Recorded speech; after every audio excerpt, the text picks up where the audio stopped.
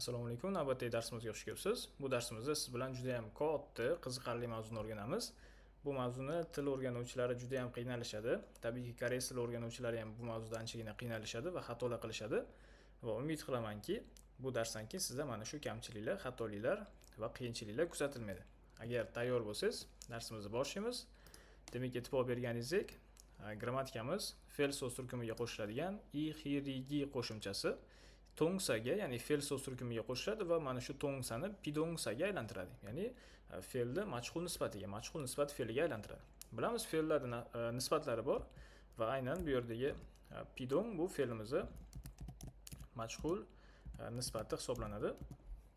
Va buni majhul nisbatni odatda biz o'zbek tiliga tarjima qilayotgan paytimizda i-ni endi undoshiga qarab yoki o'sha il deb tarjima qilinadigan vaziyatlar juda ham ko'p. Ya'ni fe'lni o'zbek tilidagi fe'limizni moq qismini tushirib yuborganimizdan keyin mana shunday tarjimalar odatda qo'shiladigan vaziyatlar bo'ladi.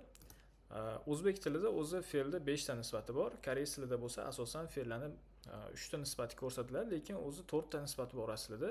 Hozir darsimiz davomida ham o'zbek tilidagi fe'llar nisbatlari ham koreys tilidagi nisbatlarini qisqacha gaplashib o'rganib ketishga harakat qilamiz. Albatta, hammasini bir-biridan farqlarini biladigan bo'lsak, oz bo'lsa ham bu majhul nisbat mavzuyimizni o'rganish ham yanada osonroq bo'ladi. Hozir keling, mana shu tarjima bo'yicha bitta misol o'qib ko'ramiz, keyin o'zi nisbatlarga sekin to'xtalamiz.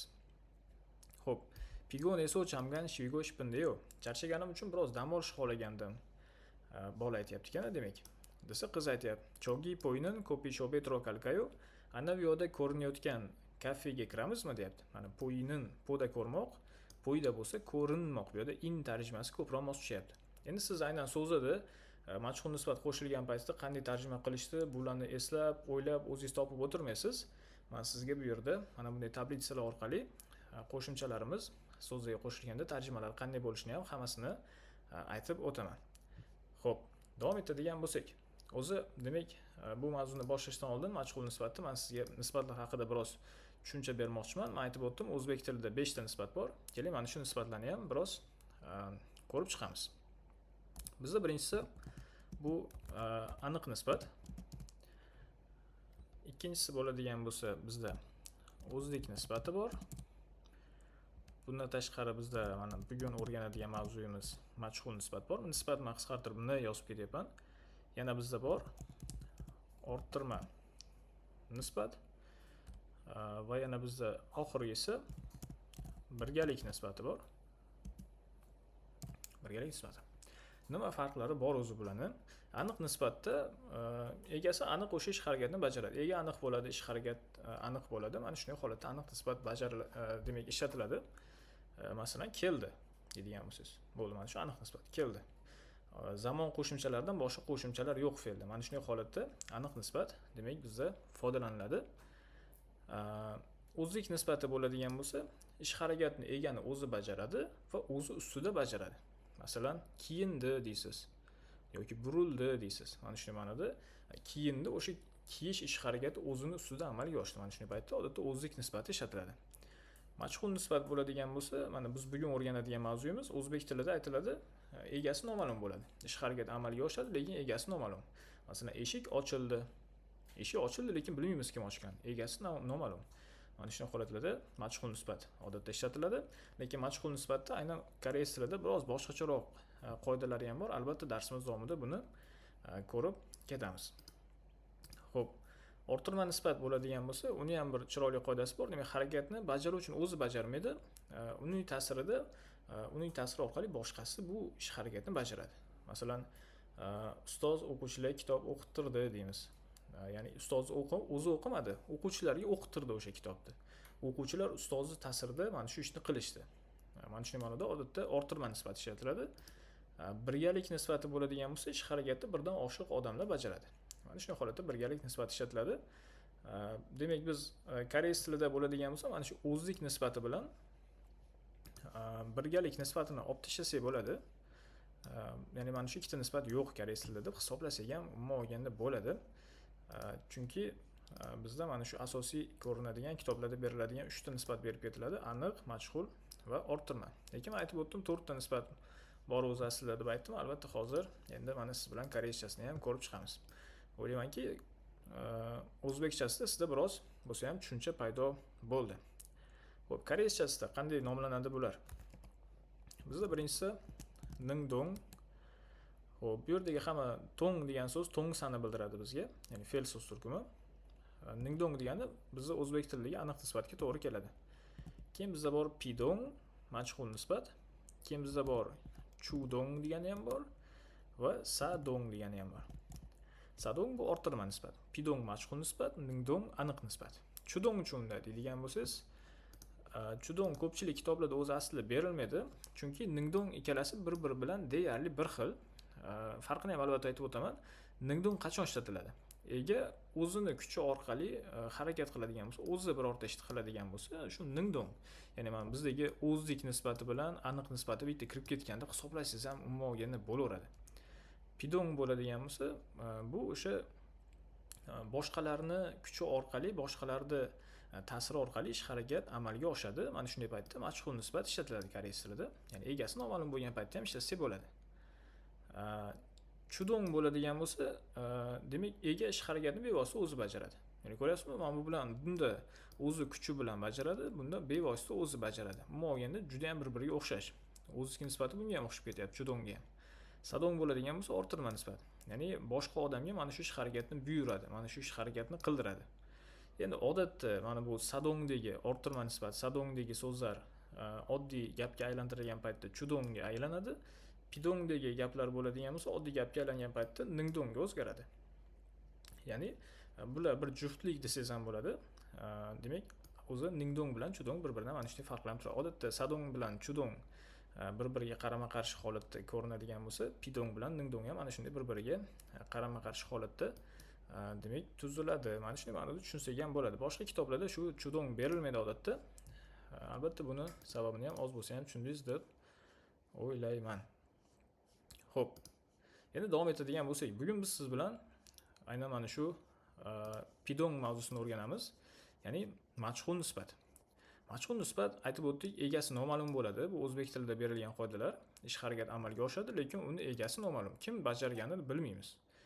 Koreys tilida ham albatta pidongni biz mana shunday holatda foydalansak bo'ladi, lekin bitta qo'shimcha ishlatiladigan bu yerda qoidalari ham bor. Mana shularni ham albatta o'rganib olsak, bu holatlarda ham biz pidongni majhul nisbatda ishlatishimiz mumkin. Qachon? Xo'p, tongsay oganepto pidongga imiral nataninan chopsaro.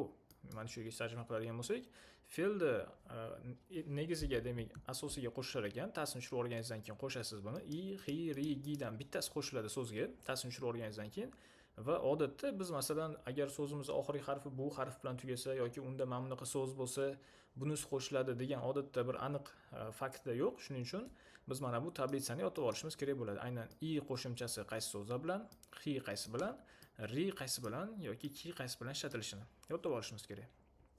Demak, bular mana shu fe'lda asosiga qo'shilar ekan va majhul nisbatni ma'nosini ifodalaydigan qo'shimchalar ekan. Xo'p, chujega sisro xindonganing goshiyanira.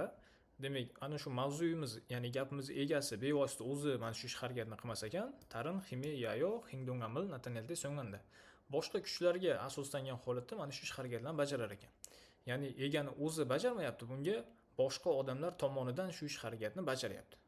Mana shunday ma'noda majhul nisbat foydalansangiz bo'ladi. To'g'ri, qoidalar biroz hozir tushunarsiz qiyinroq, lekin men hozir sizga buni misollar orqali tushuntirib berishga harakat qilaman.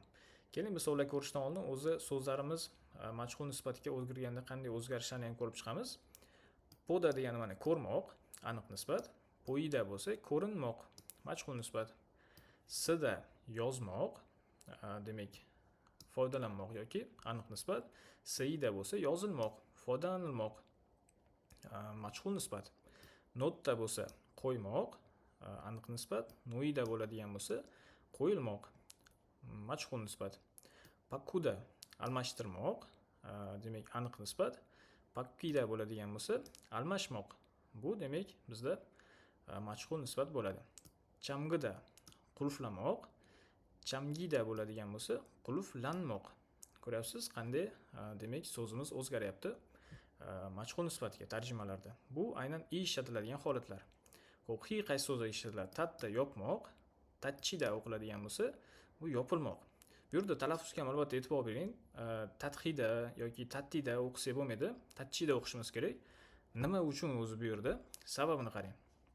Bizda demak bu yerda bir nechta qoidalar jamlangan. Qarang, birinchidan t harfidan keyin h harfi kelganda h ni o'qimaslik. Ya'ni t undan keyin i ni o'qishimiz kerak bo'ladi. H ni o'qimaymiz qoida bo'yicha. Bu birinchi qoida. Endi mana shu qoida ishlagan joyda nima bo'ladi? T bilan i yonma-yon kelib qoladi. Endi podchimda t dan keyin i kelgan paytda biz t ni mana bunaqa ch o'qishimiz kerak bo'lib qoladi. Bu ikkinchi qoida. Endi bu yerda uchinchi qoida chiqadi. Qachonki bu endi bu yerdagi t harfimiz ch o'qilyapti-ku. Undan keyin o'zi aslida h harfi bor edi bu yerda. Endi ch dan keyin h harfi kelgan paytda u shapkali mana bunaqa ch talaffuz qilinadi. Ya'ni mana shu paytda tachchida demak paydo bo'ladi deb tushunsangiz ham bo'ladi. Xo'p. Navbatdagisiga o'tgan bo'lsak, ikkita o'qimoq, ilkida bo'lsa o'qilmoq. Makkida to'smoq, makkida bo'lsa to'silmoq. Biz o'zi mana shu makkida deganni kiri makkida yo'l tirband bo'lishi, to'silib qolishi deb ko'p marta foydalanib yurganmiz. O'zi mana aslida mana shu so'z majhul nisbat so'z bo'lgan. Chapda ushlamoq, chappida bo'lsa ushlanmoq. Bu yerdagi aynan mana bu k harfi, p harfi, mana bu k harflari haligi kh, th harfiga o'zgarib qoladi talaffuz. Undan keyin h harfi kelayotgani uchun talaffuzda qo'shiladi bir-biriga. Xo'p, navbatdagisi popda bo'ladigan bo'lsa, demak, tanlamoq, poppida bo'lsa tanlanmoq. Bu yerda hi qo'shimchamiz demak ishlatilganini kuzatishingiz mumkin. Xo'p, navbatdagisi li ishlatiladigan holatlar ketyapti. Kolda demak ilmoq, kollida bo'lsa ilinmoq.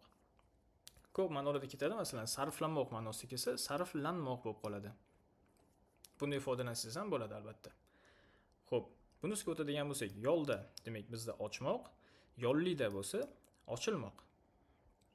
Xo'p, navbatdagisi palda sotmoq, pallida bo'ladigan bo'lsa, demak sotilmoq.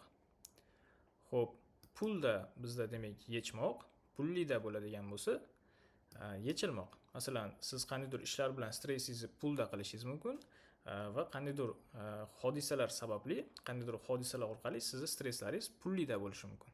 O'zidan o'zi pullida bo'lib ketadi. Unda majhul nisbat. O'zingiz harakat qilib yechasiz bo'lsa, stresslaringizni yo'qotasiz, unda pulda bo'ladi, aniq nisbat. Xo'p, navbatdagisi titda bizda demak eshitmoq, tillida bo'ladigan bo'lsa, o'zi ham tarjimasi mana shu xayolingizga keldi, eshitilmoq. Navbatdagisiga o'tadigan bo'lsak, ki qo'shimchamiz ishlatiladigan so'zlar ketyapti. Kinda bo'ladigan bo'lsa o'chirmoq, aynan telefonga nisbatan ishlatiladigan bo'lsa qo'ng'iroqni demak o'chirish. Kingida bo'ladigan bo'lsa o'zi o'chib qoladi, o'chib qolish. Agar aloqalarga nisbatan bo'ladigan bo'lsa aloqani to'xtatish, aloqalar o'zidan o'zi to'xtab ketadi. Gaplashmay qo'ysiz, aloqalar kingida bo'ladi. Bunaqa ma'nolarda ham foydalansak bo'ladi. Endi ko'p ma'noli so'zlar. Anda bo'ladigan bo'lsa bizda demak quchoqlamoq, angida bo'lsa quchoqlanmoq. Cho'tda demak quvlamoq, cho'kkida bo'ladigan bo'lsa quvlanmoq desangiz ham bo'ladi. Shitda yuvmoq, shikkida bo'lsa yuvilmoq. Kimdir tomonidan yuvildi, bilmaymiz aynan kim tomonidan yuvilganini. Mana shunday ma'noda tushunsangiz bo'ladi. Tamda bo'ladigan bo'lsa, bu endi ovqatlarni suzmoq degan ma'noda kelib ketadi. Ovqatlarni solish idishga, suzilmoq. Ovqatlar idishlarga suzildi. Mana shunday ma'noda tarjima qilsangiz bo'ladi bularni. Siz albatta bularni hammasini slovaringizga yozib, yodlab olishingiz kerak bo'ladi. Xo'p, davom etadigan bo'lsak, endi keling misollar ko'ramiz, yaxshiroq tushunib olishga harakat qilamiz. Nima bo'lyapti o'zi bu yerdagi gaplarda? Qarang. Nanin padaril pomnida. Men dengizni ko'ryapman. Men dengizga qarayapman. Padaga poimnida. Dengiz ko'rinyapti. Mana shu majhul nisbat gap bo'ladi. Navbatdagisi. Nanin chona ponuril pakossoyo. Men telefon raqamini o'zgartirdim. Chona ponuga pakossoyo. Telefon raqamim o'zgardi. Qandaydir nimadir ta'sirida siz telefon raqamingiz o'zgarib ketdi. Qandaydir nimadir ta'sirida hozir dengiz ko'rinyapti sizga. Mana shunday ma'noda tushunishingiz kerak. Navbatdagisi Kyongchari Todugul Chabassoyo. Politsiya xodimi o'g'rini ushladi. Todugi Kyongchariga chapyossoyo. Demak, o'g'ri politsiya tomonidan ushlandi. Ya'ni Toduk borib o'zi ushlab olmadi, ushlab bermadi. Kyongchar borib ushlab oldi. Mana shu ushlanish ish harakati Toduk ustida amalga oshyapti. Todukda mana shu ish bo'lyapti, lekin Todukni o'zi qilgani yo'q. Kyongchal qilyapti. Ya'ni boshqa odam tomonidan amalga oshyapti ish harakat. Lekin egada mana shu ish harakat bo'lyapti. Mana shuni majhul nisbat ishlatamiz koreys tilida. Navbatdagisi, manin vegugindiri kechegil ilgoyo. Ko'p chet elliklar u kitobni o'qishadi. Kechegin manin vegugindiriga ilkimnida. Bu kitob demak ko'p chet elliklar tomonidan o'qiladi. Navbatdagisi, Mak so'riral tiroyo. Musiqa ovozini eshityapman. Mak so'riga tilyoyo. Musiqa ovozi eshitilyapti. Egasi noma'lum, kim qo'ydi u musiqani? Nimaga qo'ydi bilmaymiz. Yojim iosil mani parayo. Shu kunlarda bu kiyimni ko'p sotyapman. Yojim ioshi mani palyoyo. Shu kunlarda bu kiyim ko'p sotilyapti. Aynan kim olyapti bilmaymiz. O'z-o'zi sotilib ketyapti. Mana shunday ma'noda, demak, biz majhul nisbat foydalansak bo'ladi. Jonvaril knossoyo. Telefonni o'chirdim. Jonvaga kingossoyo. Telefon o'chdi. Telefon degani aynan qo'ng'iroqni nazarda tutyapman. Navbatdagisi. Hop, Kyongchari Todugul cho'jayo. Politsiya xodimi o'g'rini quvlayapti. Toduki Kyongchariga cho'kkayo. Demak, o'g'ri politsiyachi tomonidan quvlanyapti. Politsiyachini demak kuchi, politsiyachini ta'siri ostida Toduk mana shu ishni qilyapti degan ma'noda tushunishingiz kerak. Todukda mana shu cho'tda qochish ish harakati bo'lyapti, lekin Todukda o'zi qilgani yo'q. Politsiyachinida bo'lyapti mana shu ish. Mana shunday ma'noda majhul nisbat foydalansa bo'ladi. Xo'p, keling endi birato'la hamma qoidalarni ko'rib chiqamiz. Keyin men sizga qo'shimcha vazifalarni ham tushuntirib beraman. Albatta tushunishingizga biroz qiyinroq bo'lgan mavzu. Agarda siz buni birinchi marta o'rganayotgan bo'lsangiz, albatta bu tabiiyki qiyin bo'ladi. Albatta siz pidongni o'rganib, hamma vazifalarni bajarib, ko'proq kitoblar o'qiganingizda pidong so'zi chiqqan paytida ko'rib borsangiz, bu albatta yaxshiroq tushunib olishingizga yordam beradi. Va albatta bundan keyin sadong mavzulari chiqqanida ham orttirma nisbatda o'rganganimizda yana pidongni ham o'rganib bir-biriga solishtirib ham ketamiz. Mana shu paytda yanada yaxshiroq o'rganib olishingiz mumkin bo'ladi. Albatta bittada o'rganib olish uchun biroz chalkashroq, qiyinroq mavzu. Shuning uchun albatta sizga hozir 100% zo'r tushunarli bo'lmayotgan bo'lsa ham harakat qiling, hamma qoidalari bilan yaxshilab ko'rib chiqishga. Navbatdagi qoidamiz pidong tongsaga 문장에서 상태 지속이 의미를 나타낼 경우 아오이따를 사용하는 것이 자연스럽다. Demak biz mana shu majhul nisbat fe'llarimizni, ya'ni mana bu so'zlarni demak biz yodlab olib foydalanmoqchi bo'lgan paytimizda va holat davom etyapti, mana shunday majhul nisbatdagi holat davom etyapti degan ma'noni ifodalamoqchi bo'lsak, majhul nisbat so'zimizga aoittani qo'shadigan bo'lsak, tabiiyroq bo'lar ekan. Bunday so'zlar asosan ishlatiladi bunday holatda noida, qo'yilmoq, kollida, ilinmoq, yollida, ochilmoq, tachida, yopilmoq, chamgida, qulflanmoq so'zlari bilan aynan bu aoitta qo'shilgan holati mana shunday saqlanib turibdi, o'sha joyda qo'yilib turibdi, ilinib turibdi degan ma'noda ko'p uchratishimiz mumkin deyapti. Va tabiiyroq bo'ladi mana shunda deyapti. Masalan, Chibe Torao Puni uyga qaytib kelib qarasam, Sangviye stol ustida Pyonjiga noyotda xat qo'yilgan ekan. Demoqchi bo'lsangiz, mana shu noyotdadan ko'ra noyo isotda qiladigan bo'lsangiz, yanada tabiiyroq, chiroyliroq chiqadi. Qo'yilib turgan ekan, o'sha joyda qo'yib qo'yishgan ekan, turgan ekan degan ma'noda aoidda grammatikamiz holat saqlanib turishini bildirishi bilan so'zimiz bilan qo'shilib juda ham chiroyli ma'no chiqadi. Xo'p, kafe pyoge Mona Lisa kirimi kolyo isoyo. Kafe devorida Mona Lisa rasmi ilinib turibdi. O'sha kimdir ilib qo'ygan, bilmaymiz kim ilganini, egasi noma'lum. O'sha ilingan holatida turibdi. Mana majhul nisbat mana shu. Egasi noma'lum, bilmaymiz kim ilgani. Bilmaymiz o'sha xatni kim u yerga qo'yib qo'yganini. Mana shu majhul nisbat hisoblanadi. Tepadagi misollar albatta biroz qiyinroq. Mana bu misollari sizga aniq majhul nisbat ko'rsatib beryapti. Navbatdagisi. Chibe torauni changmuni xalchak yo'lyo isossoyo. Uyga qaytib kelgandim, derazalar katta, demak ochiq turgan ekan. Kim ochganini bilmaymiz. Nimaga ochganini bilmaymiz. Egasi noma'lum. Mana shu majhul nisbat. Xalchak bo'ladigan bo'lsa, odatda shu keng ikki tomonga ochilish ma'nosida ishlatiladi. Xo'p, bizni og'zaki usulda o'sha katta ochiq turibdi ekan deb tushunsangiz ham bo'ladi. Achim elchik chulgun enninde samushil muni jamga isossoyo. Ertalaboq ishga borgandim, ofis eshigi qulf turgan ekan. Bilmaymiz kim qulflaganini, nimaga qulf turganini. Mana shunday ma'noda majhul nisbat foydalansak bo'ladi. Navbatdagisiga o'tadigan bo'lsak, bo'yida ko'rinmoq, tillida eshitilmoq, pallida sotilmoq, kingida uzilmoqga o'xshagan ilshichogin tongjak, ya'ni vaqtinchalik ish harakatlarini ifodalaydigan so'zlarda bo'lsa, aoidda grammatikasini qo'shmas ekanmiz. Chunki aoidda grammatikasi nimani bildirardi? Holat saqlanib turishini. Bu so'zlar bo'ladigan bo'lsa, vaqtinchalik ma'nosida ishlatiladigan so'zlar. Ya'ni tezda bo'lib tugaydigan so'zlar odatda. Shuning uchun aoidda grammatikasi bilan qo'ysangiz unchalik ma'nosi chayonsiropda tabiiy bo'lmaydi. Shuning uchun foydalanmaslikka e'tibor berib qo'ying. Masalan, kapeso padaga poyo isoyo. Kafedan dengiz ko'rinib turibdi. Shu ko'ringan holati turibdi. Yo'q, unaqa gap shart emas, shunchaki poyo ko'rinyapti. Qilganingiz yaxshi. Albatta, mana bu so'zlarni yodlab oladigan bo'lsangiz, avoidda bilan asosan birga ishlatiladigan sizga katta yordami tegadi. Mana shu bilan qoidalarimiz o'z nihoyasiga yetdi. Keling, yana qo'shimcha misollar ko'ramiz, yaxshiroq tushunishga harakat qilamiz. I kafeso pakil para pumyon paro padaga puinda. Bular ko'pgina ekan. Bu kafedan tashqariga qarasangiz, demak, bevosita dengiz ko'rinadi. Navbatdagisi. Nega tiyokaso chiajoril tacha maja muni tatyotta. Tachyotta, uzr. Mana o'zim talaffuzda xato qilib qo'ydim. Men demak yugurib borib metroga chiqishim bilanoq eshik yopildi deyapti. Mana mashhur nisbat. Siz yopmadingiz eshikni. Eshik o'zidan o'zi yopildi. Dengiz o'zidan o'zi ko'rinadi. Siz qidirib o'tirishingiz shart emas. Shuni qarasangiz dengiz o'zi ko'rinadi. Mana shu mashhur nisbat. Bu ham mashhur nisbat. Yo'bose-yu, alo, charantilyo-yu, yaxshi eshitilmayapti. Chomki gemalsimi tushsa-yu, biroz balandroq gapiring. Siz yaxshi eshitmayapsiz emas, charantiroyo bo'lsa, men yaxshi eshitmayapman.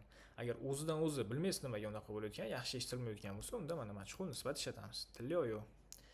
Navbatdagisi. Kunhangi majung naun ommaril pogo tiyokaso angyotta.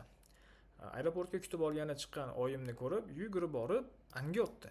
Endi qarang, anatda bo'lganda yugurib borib quchoqlab oldim bo'lardi. Angyotta bo'lsa, endi biz hozir tushunishimiz kerak, mashhur nisbat.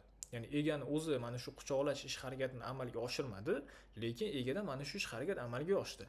Ya'ni tushunishimiz kerakki, qoida bo'yicha yugurib borganda oyisi bu odamni quchoqlab olgan.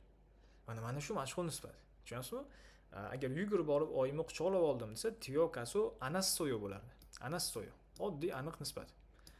Angossoyomi, demak, yugurib borishni oyisi quchoqlab olgan. Mana shu anda ish harakati quchoqlash egada amalga oshyapti, lekin egani o'zi qilgani yo'q. Mana shu qoida aynan mashhur nisbatning qo'shimcha bitta qoidasi. Egasi noma'lum bo'lishi bu yana bitta qoidasi. Egada ish harakat amalga oshadi, lekin uni o'zi qilmaydi egani. Bu egani demak mashhur nisbatimizning navbatdagi qoidasi. Mana kafe piyoga yippin kirimdiri kolyoy sotdi. Kafe devorida chiroyli rasmlar ilinib turgan edi. Bilmaymiz kim ilganini, egasi noma'lum. Agar shuni men bu mashhur nisbatni olib tashlab turib, kirimdiril korossoyo, korotta deganingizni men chiroyli rasmdan ildim bo'lib qolar, aniq nisbat bo'lib qolar. Siz bordingiz, o'sha rasmlarni ildingiz, hamma ma'lumotlar aniq. Lekin shu kimdir ilib qo'yibdi, ilinib turgan ekan desiz, egasi noma'lum qilib qo'yadigan bo'lsangiz, unda bu mashhur nisbat bo'lib qoladi. Xo'p, o'ylaymanki endi sizga ancha tushunarli bo'lishni boshladi mavzuyimiz. Bu yerda ko'radigan bo'lsangiz, quyidagi so'zlardan foydalanishimiz kerak va juda ham qiziqarli mashq bajarishimiz kerak. Bu yerda ko'radigan bo'lsangiz, hamma so'zlar mashhur nisbat so'zlari. Bu yerda bo'lsa bizga gaplar berilyapti. Salgosh pungot, yashash xohlagan joyim. Iragosh pungot, yo'qin kagosh pungot, ishlash xohlagan va sayohatga borishni xohlagan joylarim. Siz qanday gaplar tutishingiz kerak? Masalan, bu yerda yashash xohlagan joyga nisbatan gap tushyapti. Padaga chalib poyning go'seso salgosh poyo. Dengiz yaxshi ko'rinadigan joyda, mana bu yerda ko'rinmoq so'zi ishtirokida mana shu mavzuga gap beryapti. Dengiz yaxshi ko'rinadigan joyda yashashni xohlayman. Yokida ippin krimi mani kolli o'yindan chibeso salgosh poyo. Chiroyli rasmni ko'pgina ilinib turgan uyda yashashni xohlayman. Bu yerda endi kollida so'zni ishlatyapti. Ilinib turgan. Siz ham mana shunday holatda qanday uyda yashashni xohlardingiz? Qanaqa joyda yashashni xohlardingiz? Nimadirlar qo'yilgan joyda, nimadirlar o'zgargan ko'rinishda ifodalab bersangiz bo'ladi yoki qanaqa joyda ishlashni xohlaysiz? Mana shularga masalan yollida bo'ladigan bo'lsa, har doim eshigi yollida bo'lib turadigan, har doim eshigi ochiq turadigan. Mana shunday ko'rinishda o'zingiz bu yerdagi mazmunlarga gaplar o'ylab turib yozsangiz bo'ladi. Albatta bu sizni gaplar o'ylab topishingizga ko'proq vaqt talab qilinishi mumkin, lekin bilimingizni kuchayishiga va mashhur nisbati yaxshi tushunib olishingizga yaxshi yordam beradi. Davom etadigan bo'lsak. Demak, bizda juda ham qiziqarli bir mashq ketyapti. Siz buni og'zaki bajarib bersangiz ham bo'ladi. Bu yerda siz qarab, demak, mana bu yerdagi bo'layotgan tashqaridagi holatni bizga kattaroq rasmni ham chiqarib chizib berishgan. Tasavvur qiling, mana shunday xona. Mana shu xonadan siz har xil mashhur nisbat gaplar tuzsangiz bo'ladi. Masalan, Changmun pakro padaga poyoyo. Derazani tashqarisidan demak dengiz ko'rinyapti. Bu yerda poyida so'zi ishlatilgan. To'g'rimi? Mana dengiz ko'rinyapti. Ko'rinyaptimi? To'g'ri, ko'rinyapti. Biz qarashga qidirib ko'rayotganimiz yo'q. O'zi shuni qarasak ko'rinyapti. Mana shunday ma'noda mashhur nisbat ishlatsak bo'ladi. Xo'p, piyoge punuyigi innan kirimi kolyoy soyo. Devorda demak har xil muhitdagi rasmlar, har xil demak rasmlar ilinib turibdi deyapti. Mana bu yerda ilinmoq kollida so'zi ishlatilyapti. Siz ham masalan bu yerdagi mana bu narsalar bejizga emas, Musiqa eshitilib turibdi. Stol ustida sham qo'yilib turibdi. Bilmaymiz kim qo'yib qo'ygan. Kimdir qo'yib qo'ygan. Lekin mana shu qo'yilgan holat turibdi. Yokida mana odamlar demak bularga demak har xil gaplar tutsangiz bo'ladi. Menga ham hozir unchalik zo'r gaplar kelmadi. Masalan, men buni tutsagan bo'ladi. Bola oyisi tomonidan quchoqlanib turibdi ko'rinishlarida. Mana baliq obuga, baliqchiga ushlanib turibdi ko'rinishlarda. Har xil qiziqarli gaplar u yerdan o'ylab topsangiz bo'ladi. Albatta, eng kamida 5 ta gap tuzib, yozma ko'rinishda birinchi tashlab bersangiz bizga, albatta hammasini ko'rib beramiz. Albatta, u gaplaringizni o'qib, nima mazmun demak tuzmoqchi bo'lgansiz, shuni ham aytib ketsangiz juda ham yaxshi bo'ladi. Mana bu yerda ham demak menyu osilib turibdi deb gaplar ham tuzsangiz bo'ladi. Eshik ochiq turibdi. Mana o'sha gaplar rosa ham ko'p ekan. Menga ham kelishdi boshladi. Davom etadigan bo'lsak, mavzularimizni vazifasi juda ham qiziqarli. Bu yerda aniq nisbatdagi so'zlarni siz majhul nisbat so'ziga o'zgartirib berishingiz kerak bo'ladi. Buning uchun birinchi avval so'zlarni yodlab oling. Masalan, notda bo'ladigan bo'lsa, qaysi birini qo'shamiz? Aytib o'tdik, bitta buni masalan oxiri x bilan tugayapti, demak unga x ishlatamiz degan qoida yo'q bizda. Yodlab olishimiz kerak. Notda so'ziga i ni qo'shamiz. Noida. Mana shuni ko'rinishda hammasini yozib chiqishingiz kerak bo'ladi. Hammasini yozib bo'lganingizdan keyin o'qib tarjimalarni aytib ko'ring.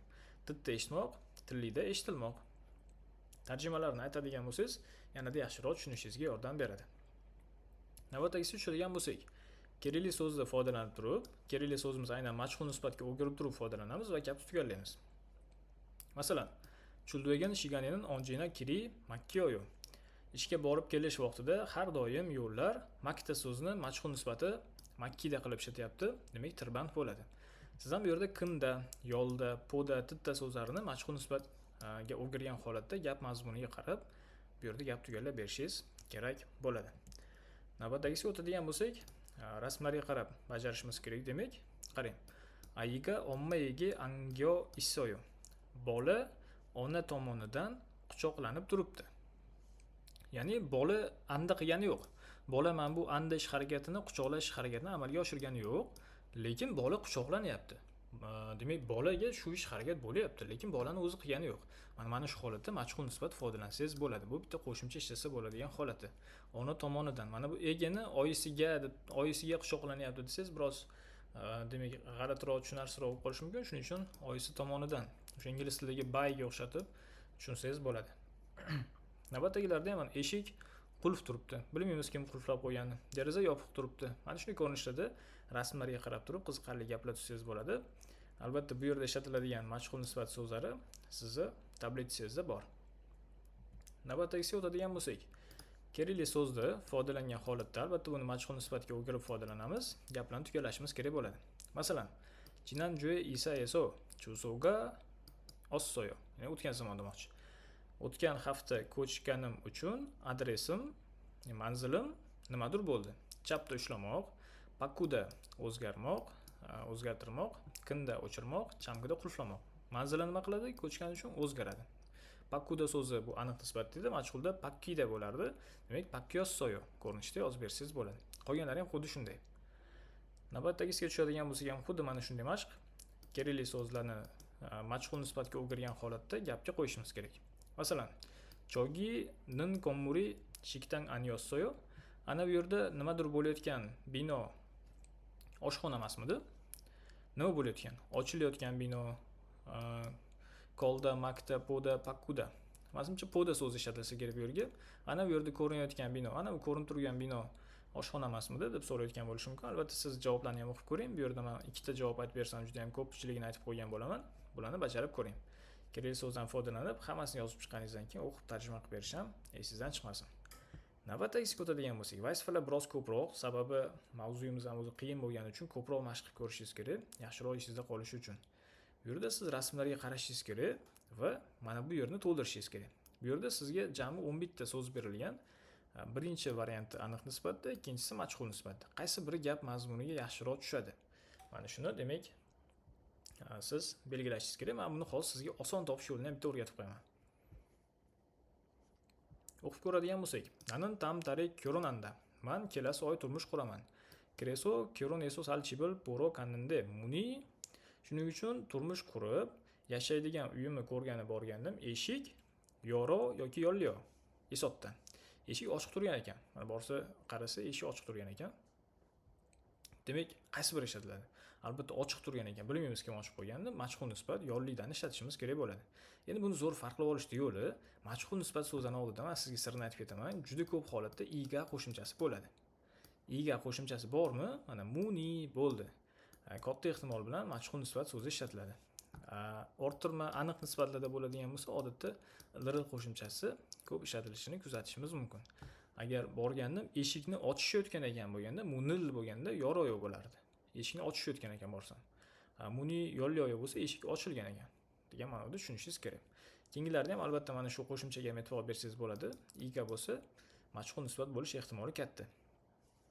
Liril bo'ladigan bo'lsa aniq nisbat bo'lish ehtimoli katta. Albatta bu 100% ishlaydigan qoida emas, lekin majhul nisbatda oldida iga ishlatilishi juda katta ehtimol bilan ishlaydi. Albatta siz ham hammasini bajarib chiqing va bularni o'qib tarjimalarini qilib berish ham esingizdan chiqmasin. Albatta sizni bilimingizdan kuchaytiradigan narsa bu zo'r qilib tarjima qilib chiqish. Chunki siz u yerda topikda 100 ga yaqin savollarni tarjima qilib to'g'ri javobni topishingiz kerak bo'ladi. Va sizga qo'shimcha bitta bizda mashq bor. Siz bu yerda dialog o'qib berishingiz kerak. Hammasini o'qib tarjima qilib chiqing. Bu yerda majhul nisbat albatta juda ko'p ishlatilgan. Mana bu yerda siyoininde, siyida so'zi ishlatilyapti va bir nechta yana bor. O'qigan paytingizda yana ham yaxshiroq tushunib olasiz. Qani majhul nisbatga mana kundalik hayotdagi dialogda qachon ishlatilyapti. Va birinchisini o'qiganingizda tarjima qilib ko'ring va ikkinchi, uchinchilarni ham rangli joylarga qo'yib almashtirib o'qib ko'rishni unutmang. Shu bilan siz bilan majhul nisbat darsimiz o'z nihoyasiga yetdi. O'ylaymanki bu darsimiz orqali sizga o'zbek tilidagi 5 ta nisbatni oz bo'lsa ham farqlarini tushuntirib bera oldim va koreys tilidagi mana bu 4 ta nisbatni mana bu bittasiga e'tibor bermasangiz ham bo'ladi. Mana shu nisbatlarni farqlarini bir-biridan ko'rsatib bera oldim deb o'ylayman. Majhul nisbatda demak o'zimizga ikkita qoida o'ylab topsak bo'lar ekan, agar daftaringizga yozadigan bo'lsangiz, egasi noma'lum bo'ladi. Bu birinchi qoida.